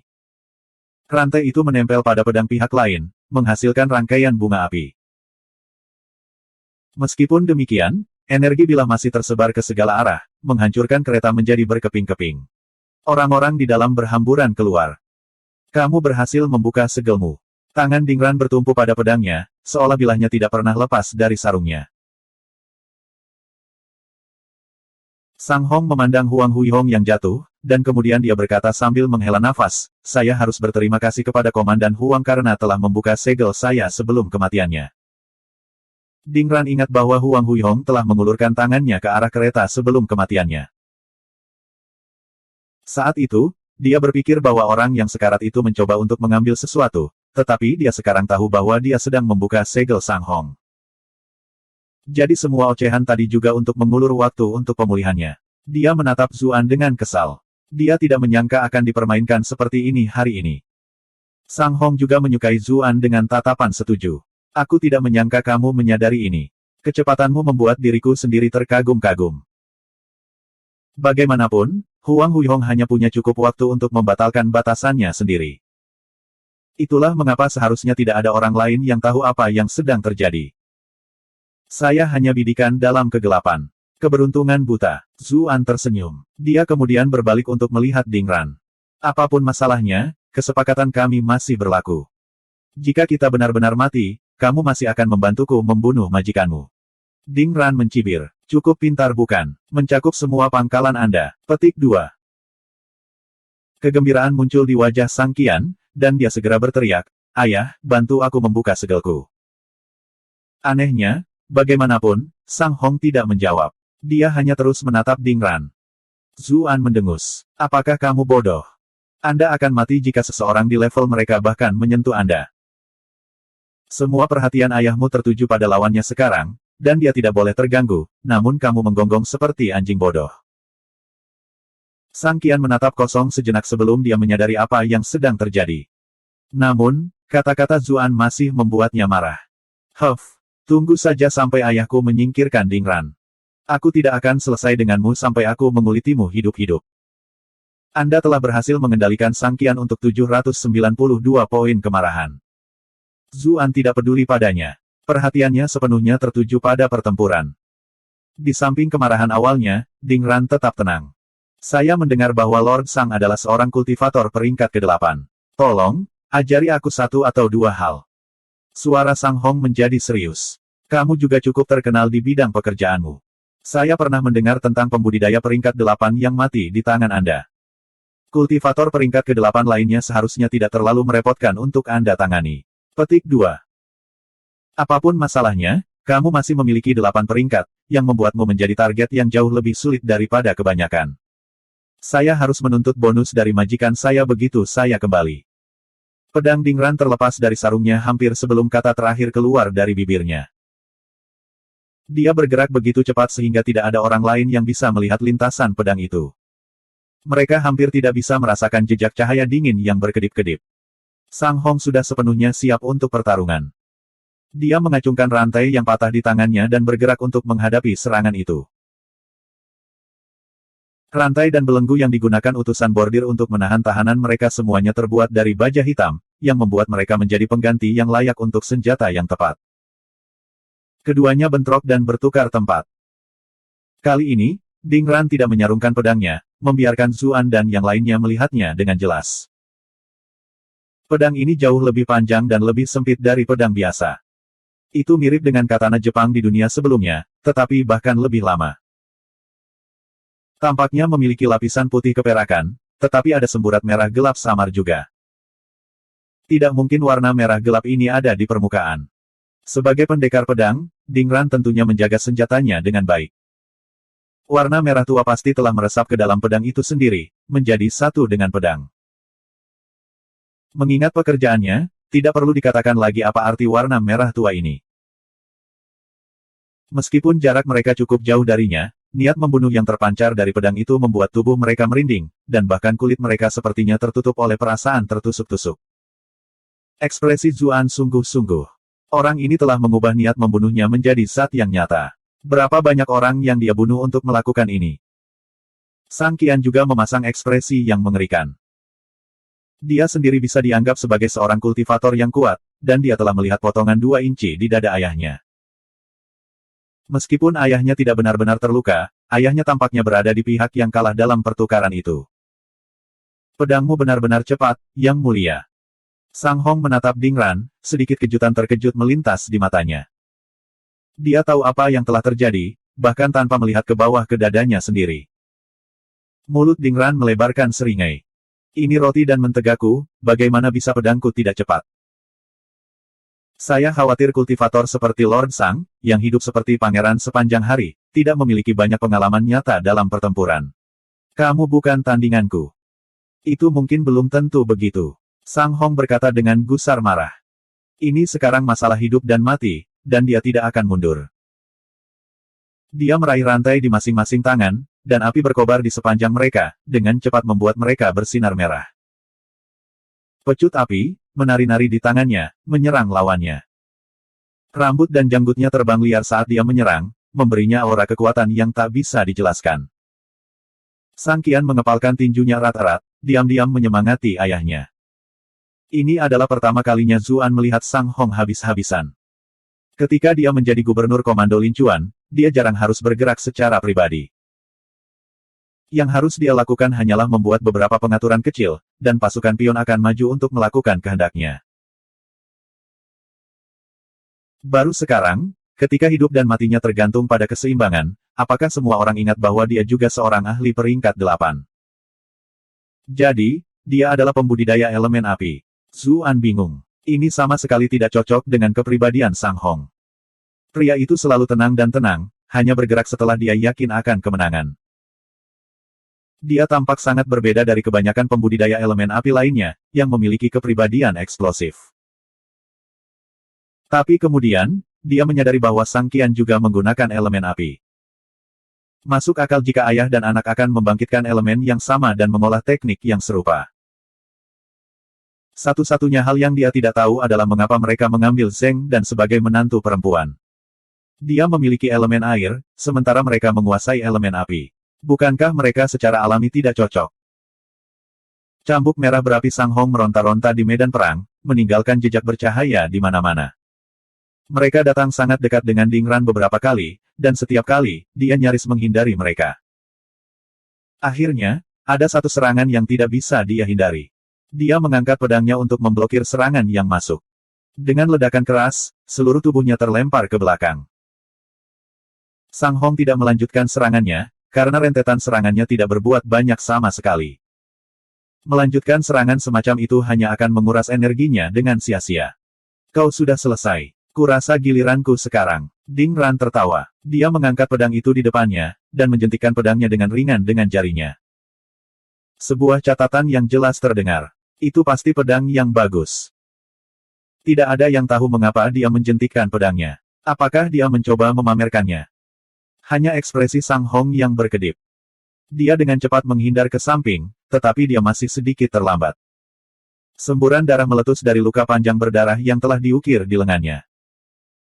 Jika dia tidak menghindar begitu cepat, seluruh lengannya mungkin telah dipotong. Energi pedang tak terlihat. Tak satu pun dari mereka yang idiot. Mereka segera menyadari apa ini. Nada suara Sang Hong gelap. Ada desas-desus yang beredar bahwa Cash Warrior muda biasa membuat musik dengan memukul pedangnya, tetapi semua orang berpikir bahwa ini hanya sesuatu yang Anda lakukan untuk menghibur diri sendiri. Aku tidak pernah menyangka ini akan menjadi salah satu teknik membunuhmu. Dingran tersenyum. Sulit untuk menemukan kerabat yang mengerti saya. Saya tidak pernah berharap Lord Sang mengenal saya dengan baik. Dalam hal ini, saya akan meminta Lord Sang untuk mengkritik dengan benar lagu saya ini, yang disebut Song of the Struckblade. Bab 468, Pedang Mematikan. Dingran memukul pedangnya lagi, mengirimkan nada tajam yang bergema di sekitar. Sang Hong segera mengudara. Saat dia melompat, sebuah alur sepanjang beberapa meter diukir dari tanah tempat dia berdiri. Dingran memukul pedangnya lagi. Sang Hong tidak bisa menghindar saat berada di udara, jadi dia mengambil pohon terdekat dan menariknya ke depan. Pohon besar itu terbelah seolah-olah terbuat dari kertas, dan langsung terbelah menjadi dua oleh pisau tak terlihat Qi. Pedang Qi tidak berhenti setelah menebas pohon, tapi terus maju, membelah ke arah tubuhnya. Namun, garis pedang tak terlihat Qi meninggalkan jejak pergerakannya di puing-puing yang ditinggalkan oleh pohon yang hancur. Sang Hong menyodorkan rantai di tangannya. Dengan benturan keras, bila Qi terlempar dengan paksa. Dingran tidak terpengaruh, terus menyerang pedangnya. Dia memukul bagian pedangnya yang berbeda setiap kali, dan setiap kali, nada yang berbeda terdengar, hampir seolah-olah itu adalah alat musik yang nyata. Catatan mengalir bersama, seperti sebuah lagu. Dibandingkan dengan musik instrumen lain, yang satu ini penuh dengan niat membunuh. Sang Hong telah mempelajari pelajarannya dari pertukaran pertama itu. Dia menyapu dedaunan di sekitarnya, rumput, dahan, dan benda-benda lepas lainnya dengan rantainya, bahkan menyapu bumi di sekitarnya. Udara di sekitarnya dipenuhi puing-puing. Pedang tak terlihat Ki sekarang bisa dilacak, yang membuatnya lebih mudah untuk dihadapi. Baru sekarang Zuan dan yang lainnya bisa melihat lintasan pedang Ki. Lebih sering daripada tidak, mereka tidak terbang langsung menuju Sang Hong, tetapi malah datang dari belakang, dari samping, dari diagonal di bawahnya, dan banyak sudut tak terduga lainnya. Mereka tidak tahu bagaimana Ding Ran bisa melancarkan serangan seperti itu terhadap Sang Hong meskipun dia jelas berdiri jauh. Kerutan di alis Sang Hong tumbuh lebih dalam dan lebih dalam. Meskipun dia memiliki segala macam metode untuk menghindari ki pedang lawannya, dia tidak akan pernah mengambil keuntungan dengan cara ini. Masalah utamanya adalah bahwa Blade Ki datang ke arahnya dari sudut yang sangat rumit. Sesaat kecerobohan, dan dia akan dipukul. Jika ini terus berlanjut, Sang Hong khawatir dia akan dikalahkan. Dia mencoba menutup celah beberapa kali untuk menyerang lawannya dalam jarak dekat dan membuatnya sulit untuk meluncurkan serangan Blade Ki ini. Sayangnya, Ding Ran terus mundur. Selain itu, kendalinya atas ki pedangnya sangat rapi, dan dia berhasil menjaga jarak di antara mereka berdua. Dua dentuman keras terdengar secara berurutan. Rantai di sekitar Sang Hong meledak. Mereka akhirnya menyerah setelah dipanaskan oleh apinya dan menderita pukulan berulang kali dari bilah ki yang sangat tajam. Tidak mungkin Ding Ran akan memberikan kesempatan yang begitu baik. 5 jari memukul pisau secara berurutan. Beberapa garis pedang ki melesat menuju area vital Sang Hong satu demi satu dari arah yang berbeda. Tanpa senjata di tangan, Sang Hong hanya bisa menggunakan dagingnya sendiri untuk melindungi dirinya sendiri. Situasinya tampak suram. Sang Hong meraung marah. Tiba-tiba, 4 roda menyalam muncul di sekelilingnya, berputar dan berputar di sekelilingnya. 5 garis pedang ki yang akan menyerangnya semuanya terhalang oleh jaring pelindung yang dibentuk oleh roda api yang berputar. Roda api angin. Ayahku telah mengaktifkan skill terbaik klan kami. Sang Qian berteriak dengan penuh semangat. Roda api angin. Zuan memiliki ekspresi aneh di wajahnya. Ayahmu sepertinya tidak memiliki pesona Neza. 1. Sang Hong sudah bergerak, menggunakan perlindungan yang ditawarkan oleh Windfire Wells-nya untuk menyerang langsung ke Ding Ran. Ding Ran mengirimkan beberapa ledakan pedang ki dalam upaya untuk menghentikan Sang Hong, tetapi dia tidak bisa menembus pertahanan lawannya. Sang Hong menutup jarak dengan cepat. Dia mengulurkan tangan, dan roda Windfire di sekelilingnya bersatu membentuk roda yang lebih besar, yang jatuh ke Ding Ran. Ding Ran buru-buru mengangkat pedang panjangnya untuk memblokirnya, tubuhnya sangat gemetar. Pukulan ini jelas memberikan sejumlah besar kerusakan. Sang Hong tidak akan membuang keuntungannya, dan terus melancarkan serangan. Ding Ran mencoba membalas, tetapi semua usahanya dibelokkan oleh roda besar itu. Langit diselimuti api, dan tubuh Ding Ran hanya terlihat samar-samar dalam rentetan serangan yang ganas. Sang Qian memasang ekspresi kegembiraan. Hebat, ayah benar-benar luar biasa. Zuan tidak berbagi optimismenya. Sejak pertukaran pertama, jelas bahwa kultivasi Sang Hong lebih rendah dari Ding Ran. Sang Hong sudah mengeluarkan jurus pamungkasnya, bagaimana mungkin Ding Ran tidak memilikinya sendiri? Benar saja, raungan tiba-tiba menembus udara. Bahkan dari kejauhan, mereka bisa merasakan tekanan yang sangat kuat. Apa ini? Mata Sang Qian melebar, dan dia merasa dadanya sesak. Di medan perang, harimau ungu yang ganas tiba-tiba muncul. Harimau ini bukanlah makhluk nyata, melainkan hantu yang terbuat dari petir. Meskipun itu adalah hantu, percikan api menyembur ke segala arah dimanapun cakar harimau ungu ini berbenturan dengan roda api angin Sang Hong.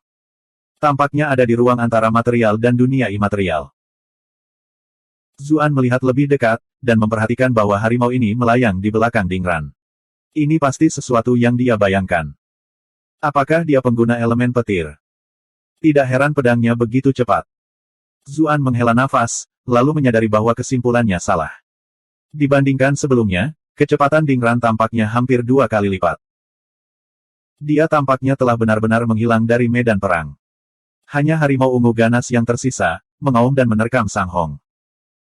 Setiap kali menyerang, percikan api dan cahaya terbang, disertai dengan ledakan yang menggelegar. Kekuatannya jelas jauh lebih besar dari sebelumnya juga. Saat pertempuran berkecamuk, vegetasi di sekitar mereka diratakan dengan tanah, memperlihatkan bumi di bawahnya. Zuan dan yang lainnya dengan cepat mundur untuk menghindari terjebak dalam gelombang ledakan. Mereka tidak menggunakan kesempatan ini untuk melarikan diri, terutama karena budidaya mereka disegel. Mereka tidak akan pergi jauh bahkan jika mereka berlari. Jika Dingran menang, hanya beberapa menit sebelum dia menyusul mereka. Jika Sang Hong menang, bahkan tidak perlu melarikan diri. Pilihan terbaik adalah menunggu hasil pertempuran ini. Namun, saat ini, timbangan itu menguntungkan Dingran. Api merah bergegas ke langit beberapa saat yang lalu, tetapi begitu Dingran melepaskan kekuatannya, kilat ungu mendominasi medan perang. Ledakan besar bergema di seluruh area. Harimau ungu menerkam roda api besar Sang Hong, menghancurkannya dan memecahnya menjadi 4 bagian terpisah. Kemudian, harimau itu mengacungkan cakarnya, mengayunkan roda yang lebih kecil ke hutan yang jauh. Harimau ungu menerkam Sang Hong yang tak berdaya. Sang Hong menjerit mengerikan. Tubuhnya membentur tanah seperti karung pasir bocor. Dia mencoba untuk bangkit kembali, tetapi lututnya tertekuk, membuatnya jatuh kembali. Dia hampir tidak bisa menopang dirinya sendiri dari tanah dengan tangannya. Darah menyembur keluar dari mulutnya. Dadanya tampak runtuh, lekukan berbentuk samar-samar seperti cakar harimau ungu itu. Ada luka pisau yang dalam di dadanya, yang hampir tidak berhenti 1 inci pun dari jantungnya. Saya terkesan dengan reaksi Anda, Tuan Sang. Anda benar-benar dapat menghindari serangan mematikan saya pada detik terakhir. Harimau ungu hantu raksasa di belakang Dingran berangsur-angsur menghilang saat pedangnya kembali ke sarungnya. Hasil pertempuran sudah diputuskan. Meskipun Sang Hong telah menghindari serangan mematikan terakhir, dia tidak lagi memiliki kekuatan untuk terus bertarung. Melihat bagaimana Sang Hong bahkan hampir tidak bisa bergerak, Dingran mengalihkan perhatiannya ke Zuan dan yang lainnya. Mungkin lebih baik jika aku berurusan dengan kalian semua dulu. Saya tidak ingin melihat salah satu dari Anda melompat keluar dan memberitahu saya bahwa segel Anda telah dilepas. Petik 2. Meskipun tingkat kultivasi mereka tidak cukup untuk mengancamnya, aturan pertama menjadi pembunuh bayaran adalah membatasi jumlah variabel. Dia menghunus pedangnya, tetapi pada saat itu, untuk pertama kalinya dalam hidupnya, dia ragu-ragu. Dia ingin mengurus Sang Qian terlebih dahulu, tapi dia tiba-tiba teringat kepintaran yang Zuan tunjukkan sebelumnya. Anak ini juga terlalu tenang selama proses ini, yang membuat rasa bahaya Dingran kesemutan. Karena itu, dia mengubah target di tengah jalan, menusukkan pedangnya ke tenggorokan Zuan. Bab 469, Kakak Ipar yang Licik.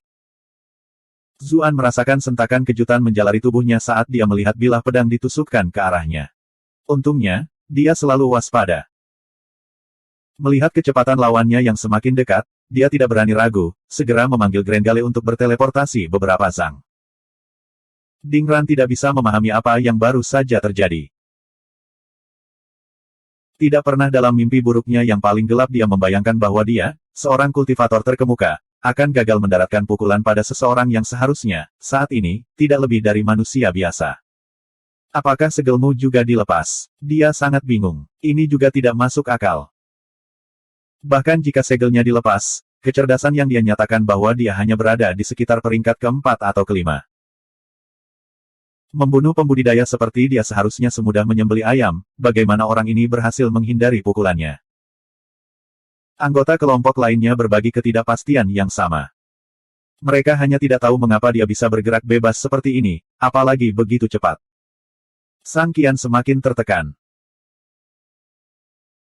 Dia sepenuhnya sadar bahwa, jika pukulan itu ditujukan padanya, tidak ada kemungkinan sama sekali bahwa dia bisa menghindarinya bahkan jika dia berada di puncaknya, apalagi sekarang, ketika kultivasinya disegel. Dia tidak pernah mengharapkan Zuan, yang selalu dia pandang rendah, untuk mencapai ini. Sejuta perasaan berbeda berperang di dalam hatinya. Bagaimana menurut Anda? Zuan menelan ludah, melihat kehancuran yang dibuat oleh pedang Qi di tempat yang baru saja dia kosongkan beberapa saat yang lalu. Sebuah pohon kecil di sana langsung terkoyak. Dia akan menjadi orang yang menderita nasib itu jika dia bahkan terlambat sesaat. Untungnya, Grenggale tidak terpengaruh oleh segelnya. Ding Ran, yang tidak tahu apa-apa tentang ini, berkata dengan dengusan dingin, tidak perlu menebak. Aku hanya harus membunuhmu. Bayangannya berkedip, dan dia mengirim pedangnya terbang ke arah Zuan lagi. Setelah mempelajari pelajarannya, dia segera memotong mundur Zuan juga. Dengan begitu, bahkan jika Zuan menghindar seperti yang dia lakukan sebelumnya, pedang Qi yang dia luncurkan sebelumnya akan cukup untuk membelahnya menjadi dua. Tanpa diduga, Zuan sepertinya telah membaca pikirannya. Kali ini, dia tidak menggunakan Grenggale untuk melarikan diri ke belakang, melainkan mengedipkan selusin Zhang ke samping. Pedang Ding Ran menghantam udara kosong lagi. Dia berdiri tak bergerak, dan mulai mempertanyakan kehidupan itu sendiri. Zuan juga tidak merasa terlalu baik saat ini. Meskipun dia bisa menggunakan Grenggale secara berurutan lebih banyak dari sebelumnya, masih ada batasnya. Dia tidak akan bisa bertahan jika pria ini terus menekan serangan. Ding Ran berbalik dan menatapnya. Dia berkomentar dengan suara rendah, sejujurnya, saya sangat terkesan. Setiap anak muda yang bisa menghindari dua serangan dariku pasti bisa dianggap jenius. Dengan waktu yang cukup, pencapaian Anda di masa depan bahkan mungkin melebihi saya. Sayangnya, surga tidak begitu baik. Petik 2. Dia tidak terburu-buru pada Zuan lagi. Sebaliknya, dia mengangkat pedangnya dan mengetuknya. Zuan baru saja menyaksikan Song of the Struck Blade ini menghancurkan Sang Hong. Tanpa ragu, dia melesat ke samping. Namun, Ding Ran tidak berhenti. Jarinya memukul pisau lagi dan lagi. Kali ini, Zuan tidak memanggil Grenggale. Dia sudah menggunakannya 3 kali berturut-turut, dan dia ingin menyimpan apapun kegunaan berharga yang tersisa untuk saat-saat penting. Dia kembali menggunakan Sunflower Phantasm sebagai gantinya. Meskipun dia tidak bisa menggunakan Qi untuk membagi dirinya menjadi 3, teknik itu masih memberinya kemampuan mengelak yang hebat.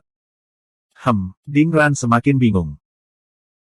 Zheng Dan, yang telah melihat ini sebelumnya, tidak terkejut, tetapi Sang Hong dan Sang Qian menatap dengan mata terbelalak. Orang ini benar-benar jenius. Sang Hong menghela nafas dengan takjub. Itu benar-benar disayangkan.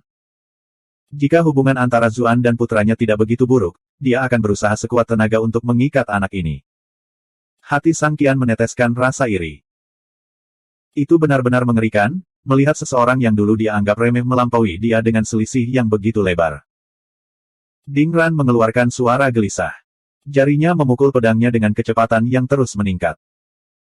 Blade Qi menebas dengan frekuensi yang lebih besar, terbang menuju Zuan dari sudut yang semakin sulit diprediksi.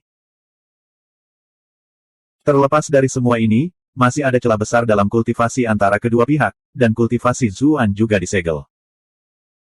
Oleh karena itu, meskipun Zuan sudah menguasai teknik gerakannya, tidak mungkin dia bisa menghindari setiap pukulan. Gerakannya hanya sepersekian detik terlalu lambat. Garis pedang tak terlihat Qi mengiris luka di pahanya. Cedera mendadak ini menyebabkan gerakan selanjutnya menjadi lamban sejenak. Sword Qi menarik luka yang dalam di dadanya, dan kabut berdarah keluar dari tubuhnya saat pukulan lain menebas punggung bawahnya. Zheng Dan berteriak ketakutan, wajahnya benar-benar pucat. Namun, dengan kultivasinya disegel, dia tidak berdaya untuk campur tangan. Melihat tunangannya menunjukkan begitu banyak perhatian pada pria lain membuat Sang Qian menggelembung dengan amarah. Anda telah berhasil mengendalikan Sang Qian untuk 999 poin kemarahan. Namun, dia segera menyadari bahwa, begitu Zuan mati, dia akan menjadi yang berikutnya. Itu sebabnya dia tidak bisa marah sekarang. Perasaan gelisah yang aneh menjalar ke dalam pikiran Ding Ran. Bilahnya yang tak terlihat seharusnya memotong kultivator peringkat keempat atau kelima dengan mudah. Anak Zuan ini seharusnya hancur berkeping-keping sekarang. Bagaimana dia hanya menderita beberapa luka dalam? Aku berpikir untuk berpura-pura mati, tapi kurasa orang sepertimu tidak akan membiarkanku lolos begitu saja. Melihat ekspresi muram lawannya, Zuan perlahan menarik dirinya dari genangan darah. Sayang sekali. Pembunuh bayaran ini terlalu berhati-hati. Aku ingin menyergapnya dengan poisonous spritku. Zheng Dan segera menutup mulutnya ketika dia melihatnya bangkit kembali. Matanya yang berkabut dipenuhi dengan kegembiraan dan ketidakpercayaan. Bahkan Sang Qian harus menghargai orang ini. Apakah dia masih manusia? Luka-lukanya tampak mengerikan, tetapi dia belum mati. Tubuhnya sangat kuat. Dingran memandang Zuan, dan sedikit pujian meresap ke dalam suaranya. Kekokohan tubuhmu jauh melebihi ekspektasiku. Bahkan banyak pembudidaya tingkat tinggi dapat dianggap jauh lebih rendah dari Anda. Petik 2. Sebagai seorang pembunuh, dia memahami batas fisik dari setiap tingkat kultivasi yang berbeda. Pemahaman seperti itu sangat penting untuk mengetahui berapa banyak kekuatan yang dia butuhkan untuk mengakhiri hidup seseorang. Zuan menghela nafas. Aku tidak tahu apakah aku harus merasa senang atau sedih setelah mendengar pujianmu. Mulut Dingran terbuka dengan seringai, memperlihatkan gigi putihnya yang mengintimidasi lagi. Kamu pasti merasa tidak enak, tentu saja, karena aku tidak akan bersikap mudah padamu lagi. Dia menyerang pedangnya sekaligus, dan pedang tak terlihat yang tak terhitung jumlahnya menyapu ke arah Zuan, masing-masing berisi kekuatan yang jauh lebih besar. Ekspresi Zuan menjadi fokus. Dia terus-menerus menggunakan Sunflower Phantasm untuk menghindar, menaburkan secara acak dalam satu atau dua penggunaan Grenggale. Dingran melepaskan lebih dari 10 tembakan, namun tidak satu pun dari mereka yang mengenai Zuan. Bagaimana ini mungkin? Pikiran yang sama dibagikan oleh semua orang. Zuan jelas terluka parah, jadi mengapa dia tidak menunjukkan tanda-tanda melemah? Sebaliknya, dia tampaknya tumbuh semakin kuat. Kecepatannya jelas meningkat beberapa kali lipat juga. Dingran tidak bisa lagi mempertahankan ketenangannya, telah gagal berulang kali untuk berurusan dengan bocah ini. Dia meningkatkan kecepatan serangannya. Bahaya di sekitar Zuan meningkat. Berkali-kali, serangan itu begitu dekat sehingga mereka memotong tepi pakaiannya. Sebuah bayangan melesat keluar dari sekelompok pohon di dekatnya, berhenti di sisi Sang Qian, memberinya sebotol obat, dan juga melepaskan segel miliknya dan Zhengdan. Kakak, tolong bawa ayah. Kakak ipar, kita harus menggunakan kesempatan ini untuk pergi. Ini adalah Sang Qin. Pilihan waktunya sangat baik. Saat itu, semua fokus Dingran adalah pada Zuan. Zuan berteriak ketika dia melihat apa yang terjadi. Apa-apaan? Apakah ini caramu memperlakukan seseorang yang menyelamatkan nyawa ayahmu dan saudaramu? Sang Qin menjawab sambil tertawa, Tuan Muda Zhu, saya harus menyusahkan Anda untuk membantu memberi kami sedikit lebih banyak waktu. Tolong selamatkan mereka lagi. Dengan itu, dia membawa pergi ayah, saudara laki-laki, dan ipar perempuannya. Mereka semua adalah pembudidaya yang kuat. Mengingat kompleksitas medan di sekitar mereka, peluang mereka untuk melarikan diri cukup besar. Bahkan jika Dingran mencoba melacak mereka lagi, itu akan memakan waktu. Ayah mereka akan sedikit pulih dari luka-lukanya saat itu, dan mereka bahkan mungkin bisa menjatuhkannya jika mereka semua bekerja sama. Tentu saja, semua ini bergantung pada pengorbanan Zuan. Kehidupan keluarganya adalah yang paling penting. Zuan hanyalah orang asing. Dia tidak merasa menyesal meninggalkannya. Sang Qian sangat gembira. Mengapa dia keberatan dengan rencana ini? Dia mengambil ayahnya dan pergi, memberikan ayahnya obat yang diberikan saudara perempuannya di sepanjang jalan. Tanpa diduga, Zhengdan mendorong tangan Sang Qin dan menyerang Dingran. Mengumpulkan air unsur di sekitarnya di dalam tanaman di sekitar mereka, dia memadatkannya menjadi panah air dan menembakkannya ke arahnya. Sang Qin tercengang. Dia melihat gaun pengantinnya, lalu menatap Zuan dalam pakaian pengantin prianya, dan kemudian berbalik menghadap kakak laki-lakinya. Kakak, apa yang terjadi antara kamu dan kakak ipar? Bab 470, Anehnya Malu. Sang Qian balas menatap adiknya, terdiam. Dia benar-benar tercengang juga. Dia mengira Zuan adalah orang yang menggertak Zheng dan selama ini, dan bahwa dia dipaksa untuk melakukan perintahnya. Apa yang terjadi di sini? Zuan ini pasti menggunakan trik jahat untuk memanipulasinya. Iya, itu pasti. Anda telah berhasil mengendalikan Sang Qian untuk 734 poin kemarahan. Hanya Sang Hong yang menggelengkan kepalanya sambil menghela nafas. Dia sangat berpengalaman dengan cara-cara dunia, dan tahu persis apa yang sedang terjadi. Wajah Zhengdan memerah. Dia tahu bahwa tindakannya telah benar-benar menutupi kedoknya, tetapi melepaskan citra disiplin yang telah dia rawat selama bertahun-tahun masih membuatnya sedikit malu, dan dia mencoba untuk membenarkan dirinya sendiri. Dia telah menyelamatkan hidupku sebelumnya, jadi aku tidak bisa hanya melihatnya mati. Dia tahu bahwa alasan ini agak tidak masuk akal, tetapi dia tetap menguatkan dirinya dan tetap berlari dengan itu. Paling tidak, itu akan menjadi semacam penjelasan untuk memuaskan keluarga tunangannya. Pada saat dia membuat pernyataannya, panah airnya telah mencapai Dingran.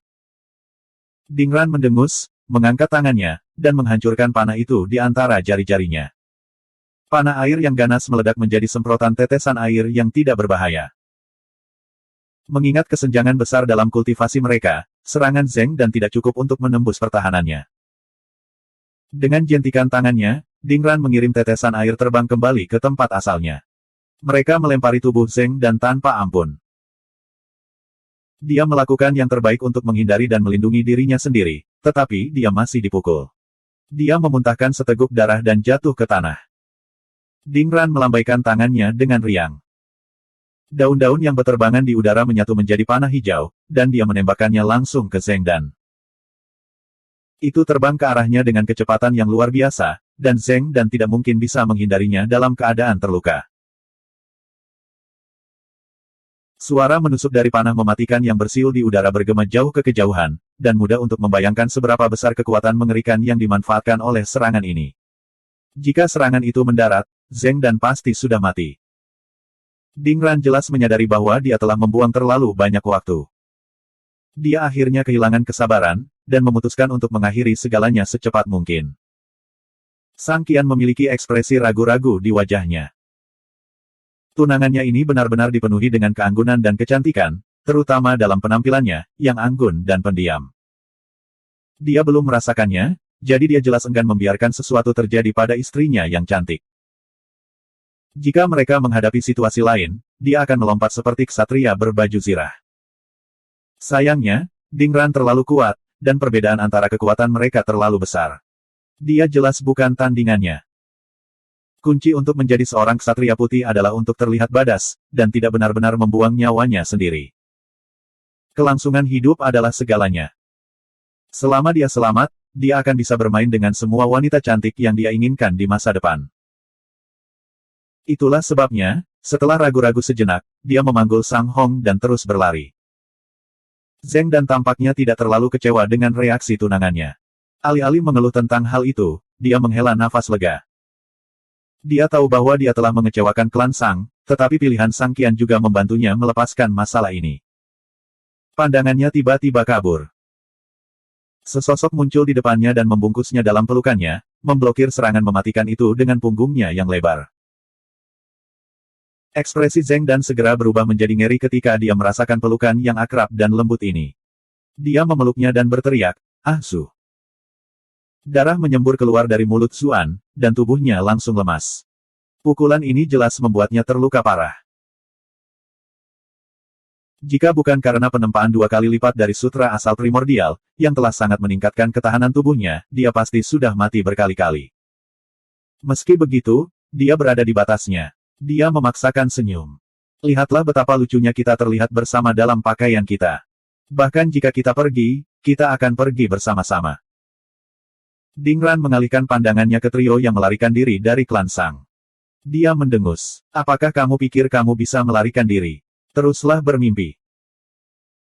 Baik Zuan dan Zeng Dan sudah pasti akan jatuh, jadi dia memutuskan untuk menyelesaikan masalah dengan orang lain ini terlebih dahulu, untuk mencegah mereka lolos. Dia tidak ingin menghabiskan beberapa hari berikutnya untuk mencari mereka. Dia menggunakan elemen petir, jadi kecepatan adalah keahliannya. Dengan sekejap, dia muncul di depan Sang Qian. Sang Qian ngeri. Dia mengangkat pedang yang diberikan adiknya dan menurunkannya. Untuk semua kesalahannya, dia masih seorang kultivator yang dihormati di Bright Moon City. Tidak mungkin dia akan menerima takdir ini begitu saja. Pedangnya meletus dalam nyala api keemasan. Sekarang dia berhadapan dengan kematian, tidak ada yang bisa ditahan, dan serangan ini mengemas 120% dari kekuatan biasanya. Dingran mencibir. Kamu berani memamerkan keahlianmu dengan pedang di depanku. Dengan kilatan cahaya dingin, pedang Sang Qian diretas menjadi 2 bagian dari samping, dan api yang mengamuk langsung padam.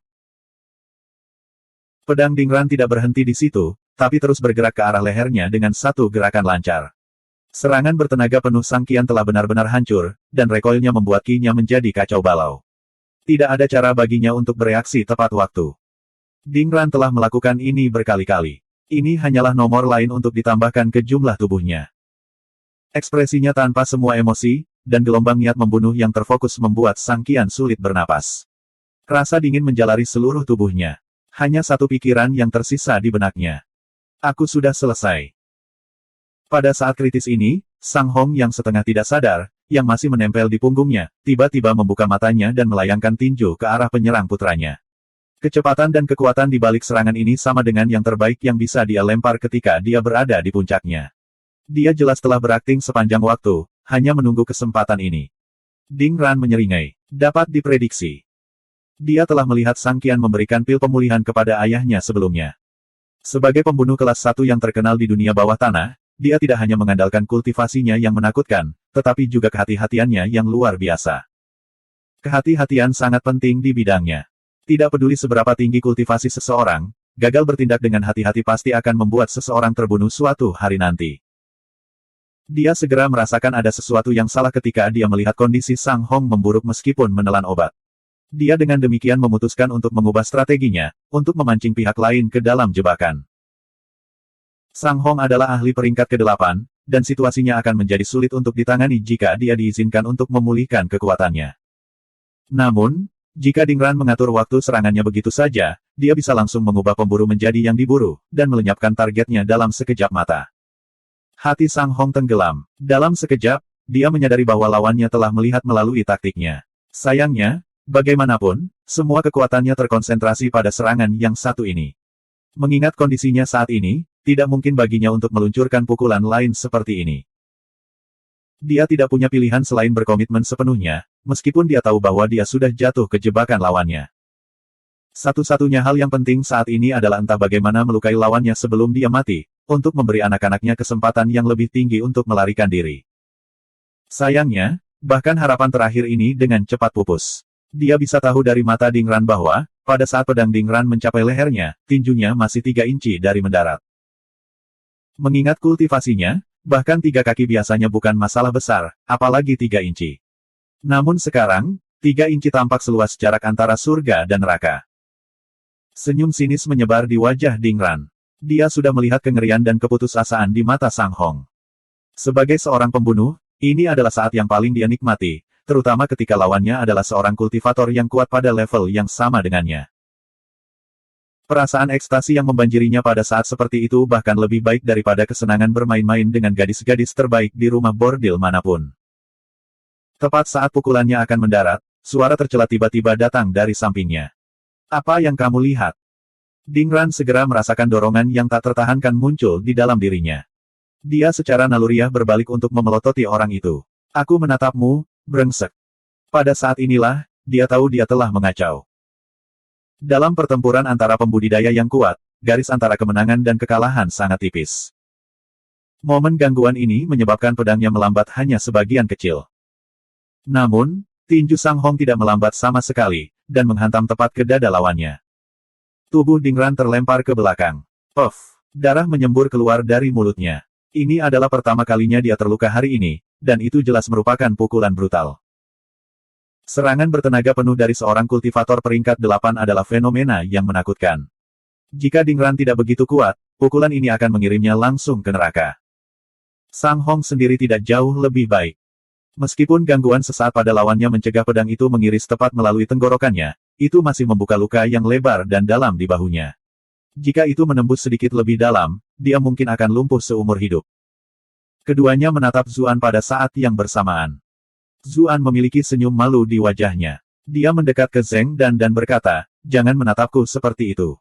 Anehnya aku merasa malu.